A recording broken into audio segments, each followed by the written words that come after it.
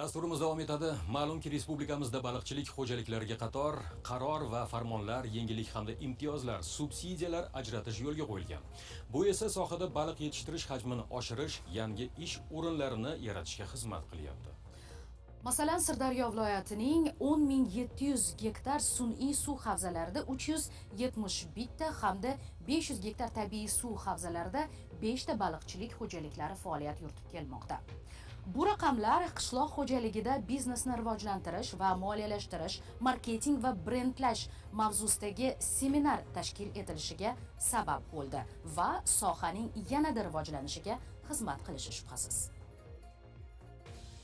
Baliqchilikni rivojlantirishda mavjud imkoniyatlardan yanada samarali foydalanishda ishsiz xotin-qizlar va yoshlarni tomorqalarda intensiv usulda baliq yetishtirish borasida amaliy va nazariy bilimlarni oshirishga qaratilgan mazkur seminarda sohadagi imtiyozlar va amaliyot haqida so'z bordi.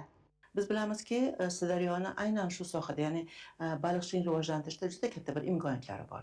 Bu nafaqat mana tabiiy ko'llarda, balki sun'iy ravishda ham baliqchilikni tashkil qilib, turmush farovonligini oshirish, yangi ish o'rinlar yaratish imkoniyatiga ega. Aholi xonadonlarida intensiv usulda baliq yetishtirish va qayta ishlashni tashkil etish, qishloq xo'jaligida biznesni rivojlantirish va moliyalashtirish, marketing va brendlash mavzusidagi tavsiyalar seminar ishtirokchilariga hayotiy misollar asosida tushuntirib berildi. To'g'risi, boshida bu mashg'ulotga kelishdan hafsalasiz holatda kelgan edim, lekin bugun seminar trening yakunida baliqchilik biznesiga bo'lgan qiziqishim ortib qoldi.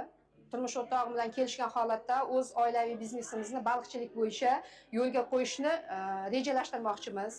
Shu tariqa samarali o'tgan seminar mashg'ulotlari sirdaryolik ayollar va yoshlarga o'z biznesini boshlash uchun ilk qadam bo'lishi aniq. Bu kun Mag'firat Xudoyberdiyeva, Sirdaryo.